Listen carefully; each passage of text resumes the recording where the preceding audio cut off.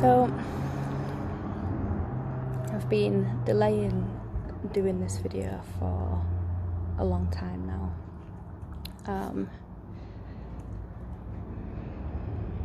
Mainly because I feel like I'm experiencing a lot of emotions, and I've been trying to, was that chocolate on my face? No chocolate on my face. It's funny. Oh.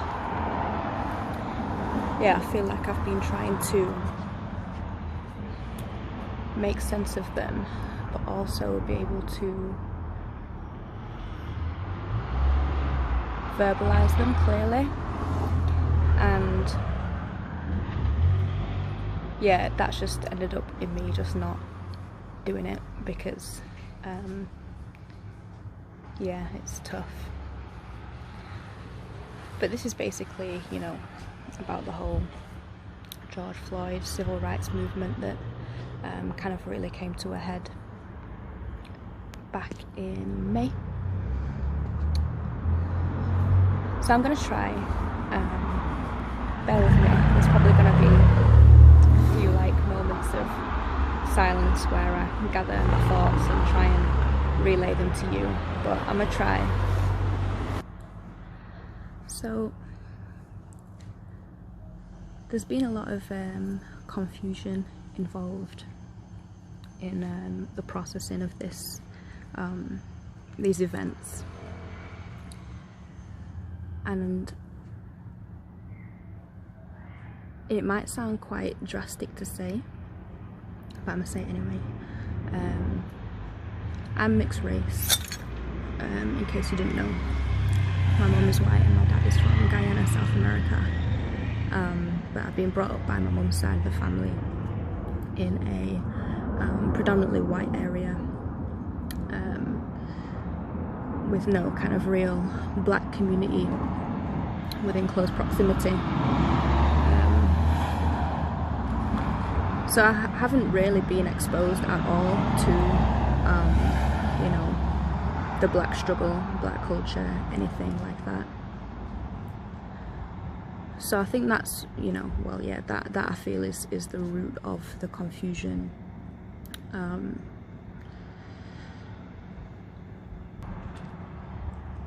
The first time really that I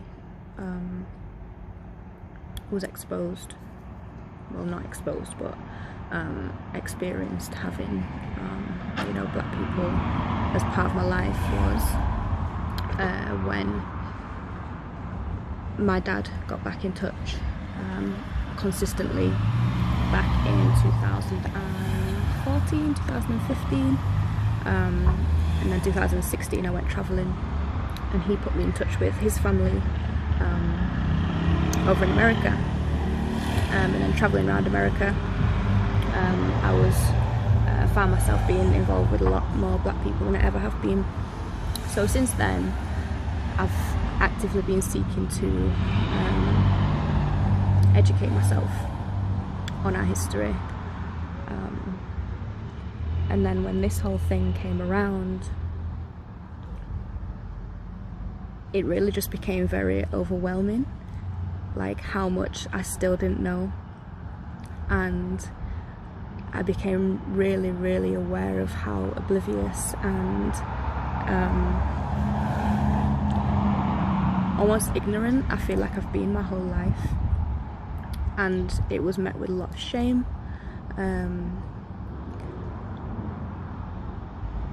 And yeah, like I really just felt so upset,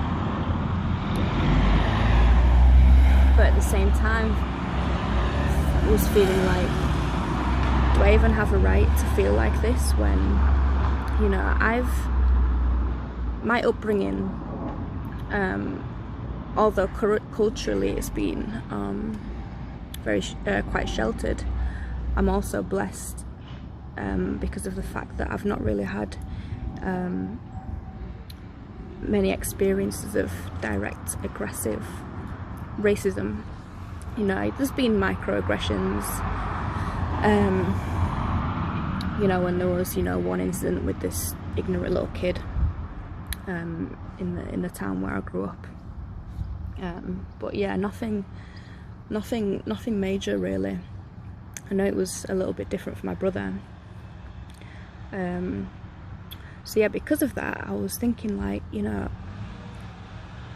do I even have any right to feel like this now, when there's people who've been fighting this and feeling this their whole lives, and, you know, the generation before them and the generation before them, and so on and so forth. So, and that was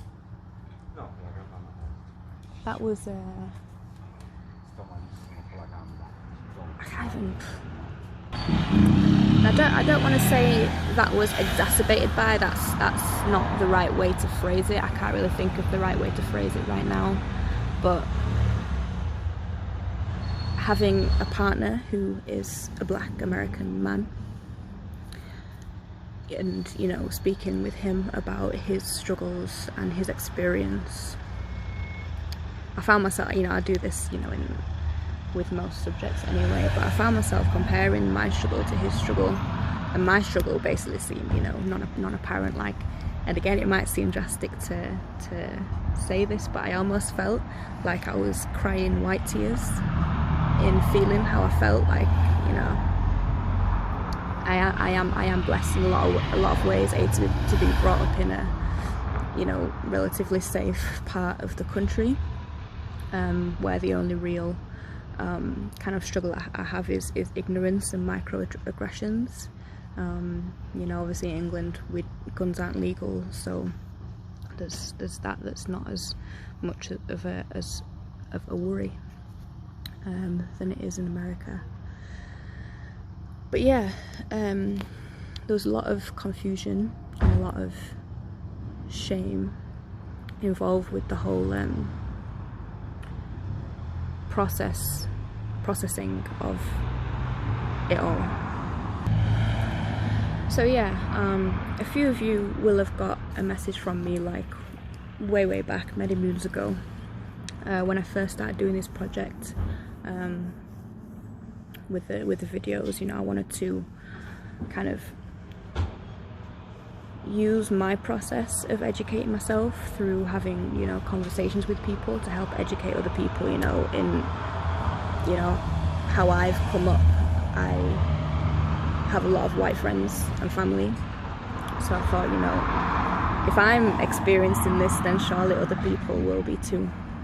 So, you know, I thought I'd film some conversations talking about people's experience, and then share them on social media. If you were one of those people who got a message from me asking you to be involved, yeah, it's still happening, but I just had to take some time just to really process it. You know, I was feeling really overwhelmed by all the emotions going on, and thinking, you know, in the same kind of what's the word I'm looking for? Doing mode. Right. It's like, right, this has happened, let's do something. And then that pressure from feeling like I had to do something really didn't give me time to process what was going on within. So yeah, I took a step back from it, and then took a step back into it for a little bit, and then took a step back out of it, just because I was like, right, this is not something that's gonna it's not something you could just do real quick. You know, it's ongoing, it's going to be ongoing for a while, so I thought, let me just take my time with it. So yeah, here I am, stepping back into it, you know, talking about my experience as a Black woman. One thing that was, and still is, that does kind of stick in my mind from it, one thing that was on my mind in the real height, or I guess depth, of processing this is, like, thinking back to when I was younger. People's actions towards me positive or negative. I never ever really related back to race. And there's certain situations that I think back to in school, and like certain teachers, and just like, you know, certain things my friends have said to me, or, you know, anyone has said to me. Like, for example, I used to work with a guy, like one of my first jobs, maybe it went up between the ages of like 16 and 18. And he would like make jokes saying that I'm brown because God put us in the oven and couldn't bother taking us out. Like, you know, he went to take a dump. I was like, oh, just leave her in there, and that's why I'm like this. And like laughing and joking about it and stuff. And I was laughing and joking about it with him too. Just completely like oblivious. And like now knowing like what the term half caste means, I realise like how messed up of him it was to say that. And then like I just think about all these opportunities I've had to make a change in people's way of thinking. How many opportunities I've had to you know, speak up and defend my race, my culture, but just didn't have the knowledge that it was even a thing. Just complete and utter lack of awareness. And yeah, it was just kind of like a really overwhelming process to really become aware of. So, and yeah, I was being very hard on myself. Like, I wasn't following my own advice and my own teachings, I guess.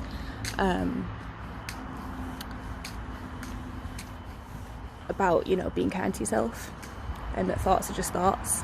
They don't make them real. Like, I was just feeling like a complete letdown. Like, I let myself down a lot.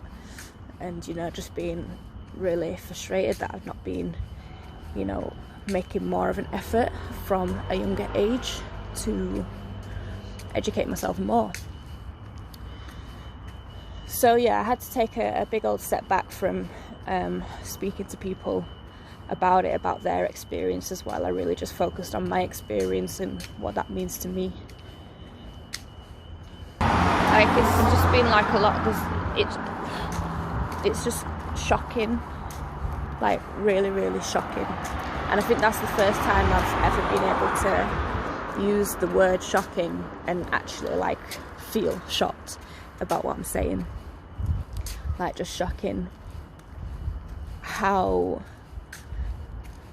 little we learn in schools. Like, we learn that Black history starts with the slave trade.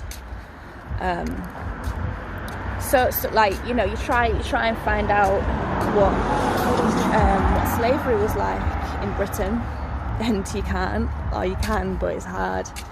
You got to really hunt for books. You know, you search on Google, and it's next to nothing. And you know, unless you're around people who know, who can tell you and speak from experience, then you've got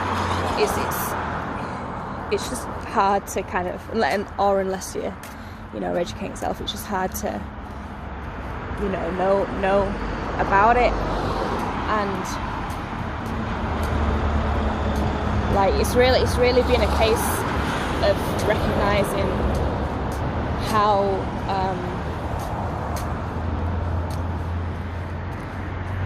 white culture is just so prevalent in the UK. Like, which I know it sounds really obvious saying that, because, well, yeah, duh. But that's just something that I've never fully paid attention to. And the whole paying attention to it now and being aware of it, it's mind-blowing.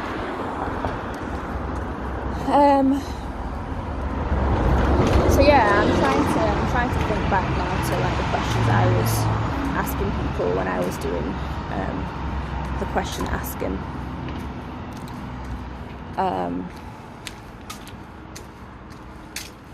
How do we overcome this? How do we really push towards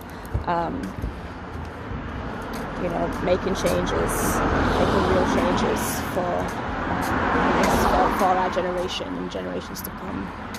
Like, what do we really need to focus on? And I personally believe education and healing, like healing of the self, you know, learning how to self-heal as opposed to look externally for somebody to heal you or something to heal you, which is, you know, a major part of the reason why I do what I do in the areas that I do it.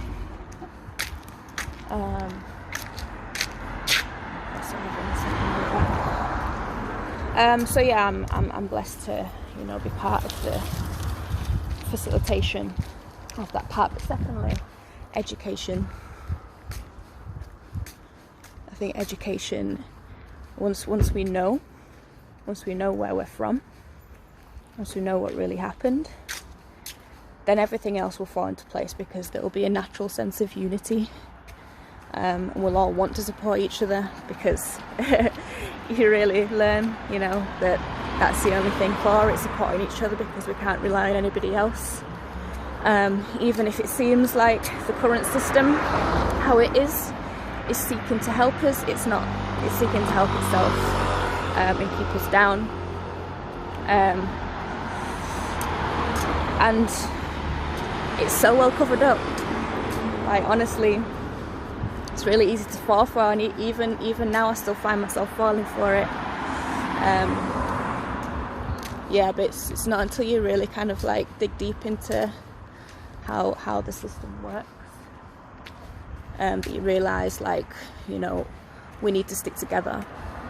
We need to watch out for each other. We need to keep our cash in our community. You know, you look how other communities do it, the Asian community, the Jewish community, keep the money within, they spend it with their people, and they thrive. They really thrive, and you can see like a real sense of camaraderie within those communities, when our camaraderie is there, but there's lots of different you know, sections of it. It's not just all one. We're not united as one. We're united as separates. You know, like we're fighting against each other, which, you know, is just one way that is proven. So yeah. And another one of the questions that I was asking is, what does it mean to you to be, followed by your nationality? Mine is mixed heritage, white British, black Caribbean, and I'm proud of where I'm from. You know, when I travelled and I told people that I was British, they got a lot of reactions like, oh, that's so cool, and like it did give me like a whole new sense of appreciation for where I'm from.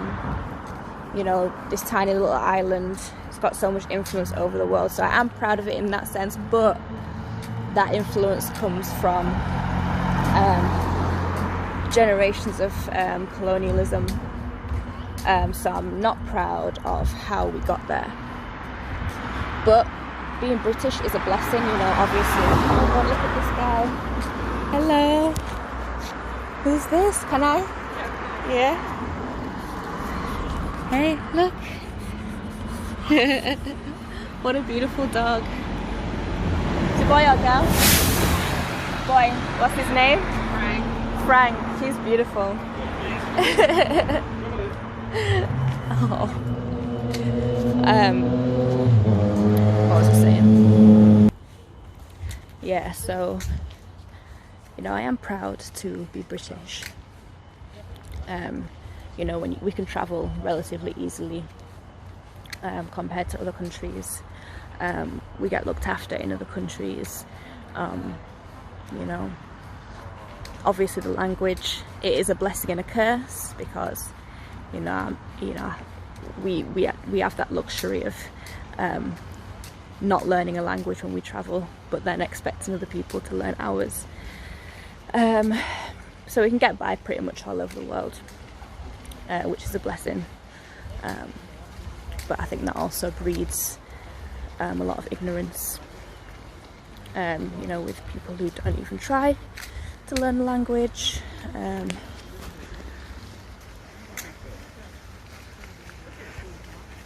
But yeah, that also comes with a hint of shame and guilt. Yeah. Another question was, what does unity look like to me? But I think I might have already pretty much been into that. But it looks like supporting your local black-owned businesses in whatever way you can, whether that is a physical business, an online business, a personal service. Hello, come see your local friendly yoga teacher. Shameless plug. And yeah, I mean, I'm always gonna have white friends. My family is white, or half. So I'm not saying like don't support your white friends stuff, but try and just make that conscious effort to seek out black businesses to support, because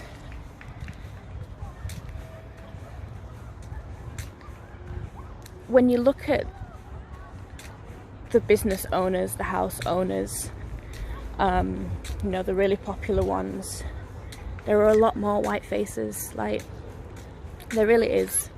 For a lot of it, black people have been put in a box.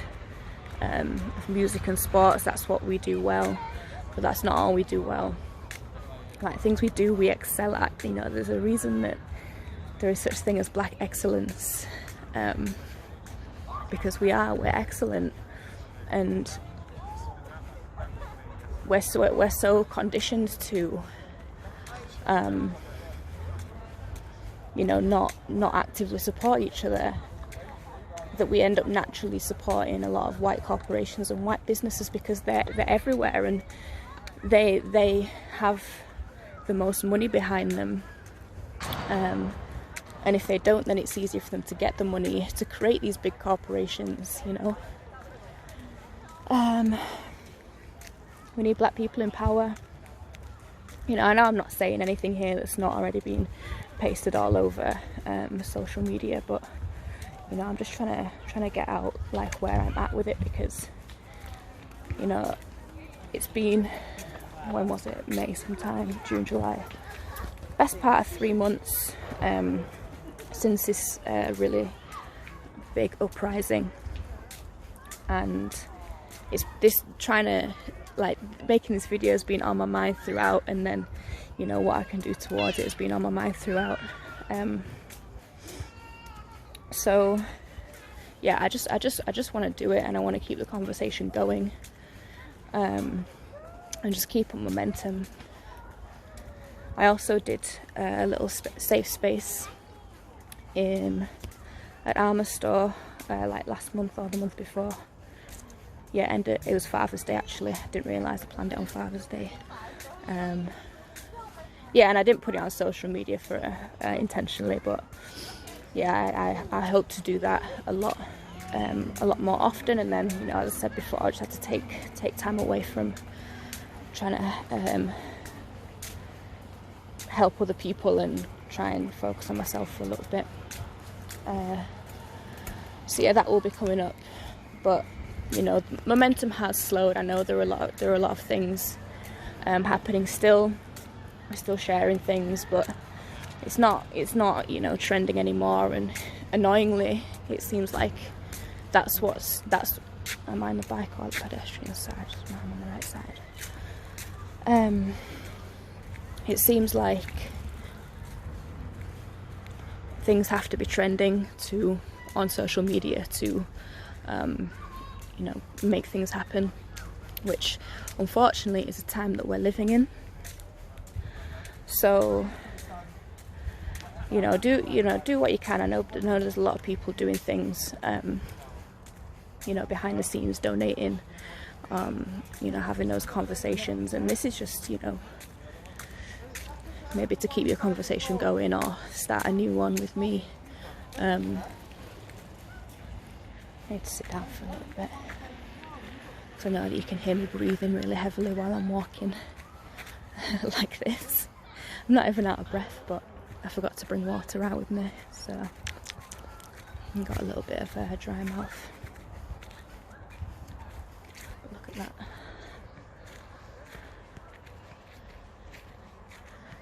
Down here in London right now.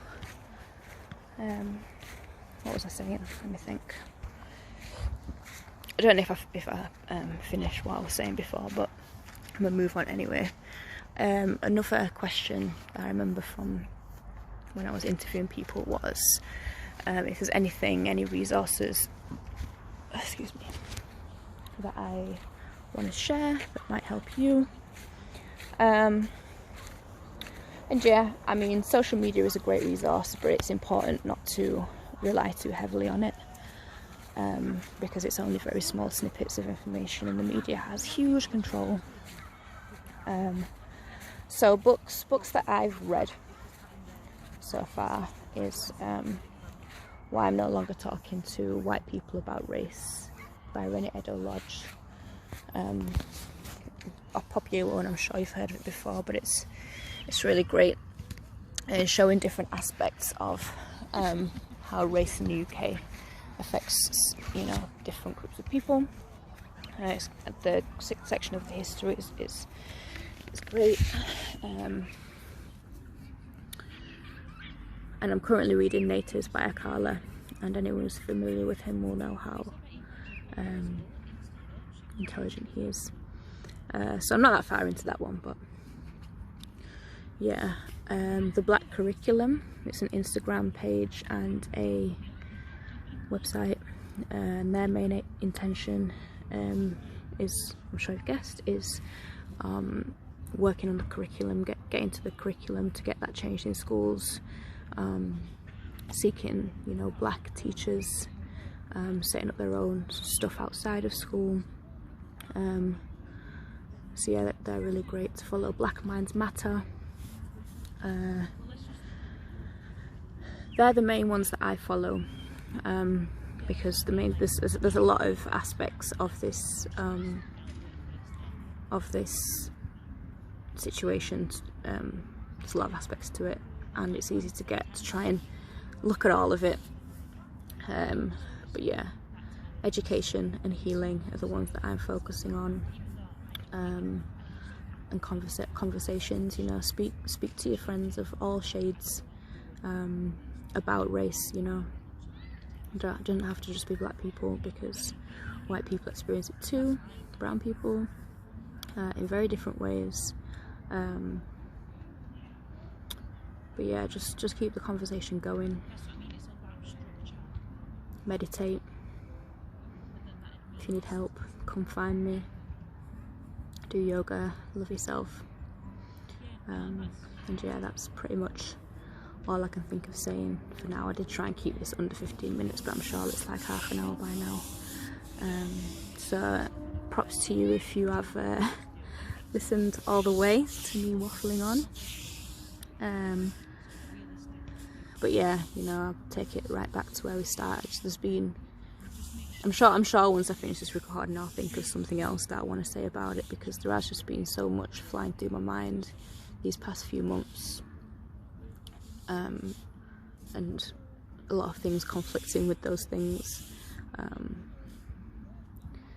yeah, and yeah, I think I'll just finish off by saying, like, just be aware of how other people are processing it too, because there are people who are willing and want to speak about it, but in what I've learned, certainly from Gary, is that some people just aren't ready to talk about it.